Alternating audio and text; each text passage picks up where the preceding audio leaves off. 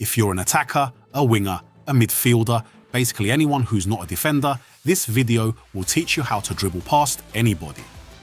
No exclusions, but if you are a defender, you need to watch this video even more carefully. Grab a pen, take notes, because understanding how elite dribblers think is exactly how you learn to stop them. You need to know what they're trying to do to you before they do it. So whether you're trying to master dribbling or trying to shut down the players who do, this video will give you the blueprint. Let's get into it. First of all, we need to address the number one fundamental of football, ball carrying.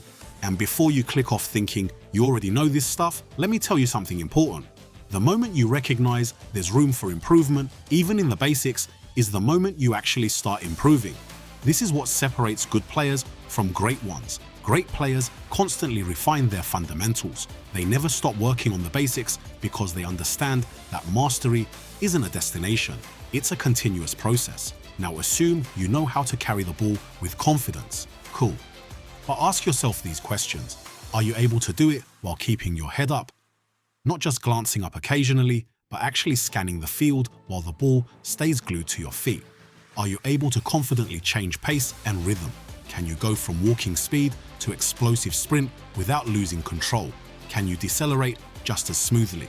Are you able to transition direction as fast as possible when you need to cut left or right? Does the ball respond instantly, or is there a lag in your movement? You might be able to do some of these things, but here's the truth. There is always room for improvement. Always. And that's exactly why you need to deliberately train the way you carry the ball. The training progression is simple but powerful. Stage 1. Basic carrying. Get a ball and find some space.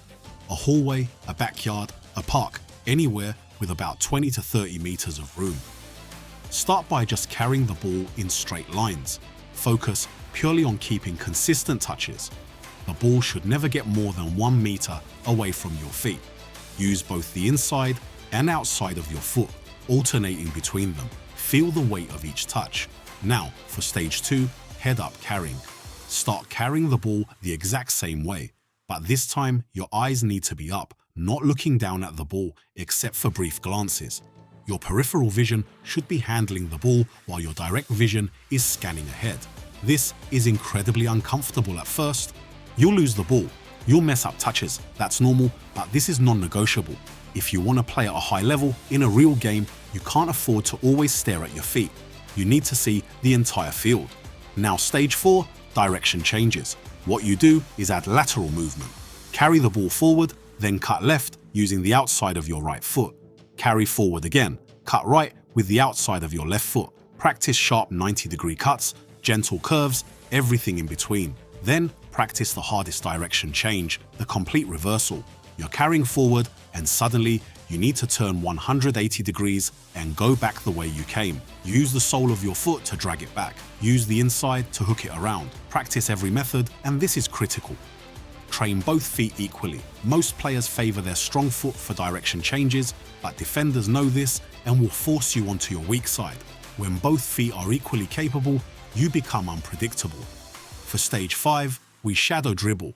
So now, for stage 3, we do pace variation. Start incorporating rhythm changes, carry at walking pace for 5 touches, then explode into a sprint for 3 touches, then immediately decelerate back to slow for 5 more touches. The key is making these transitions smooth and controlled. The ball should never get away from you during speed changes. Practice going from slow to fast, fast to very slow, medium to explosive. Mix it up, make it unpredictable, because in games, defenders time their tackles based on your rhythm. When you can change that rhythm at will, you become extremely difficult to read. You're carrying the ball. Visualize the defender approaching. Maybe they're coming from your left side. You execute a skill move, a step over, a fake, a cut to beat them. Here's something important to understand. When you're executing a skill move, you need to look at the ball and the feet of the defender. This is common sense, but I'm saying it anyway because some players try to keep their head up during the actual skill and they mess it up. The sequence is head up while carrying, glance down during the skill execution, head immediately back up after the move. Your head should only be down for that split second when you're performing the technical action. As you practice this, make your imaginary defenders realistic. Picture them coming from different angles. Sometimes they're in front, sometimes from the side, sometimes chasing from behind. Each scenario requires different skills, different timing, and different body positioning. The beauty of this progression is that it's infinitely scalable.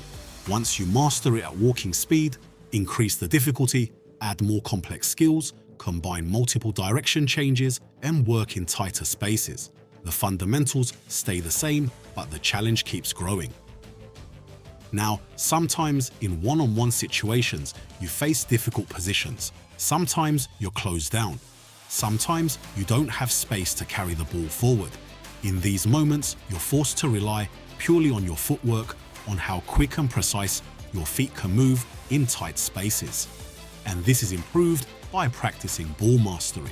And look, I'll be honest with you, I've always found traditional ball mastery drills incredibly boring, standing in one spot, doing the same repetitive movements over and over again.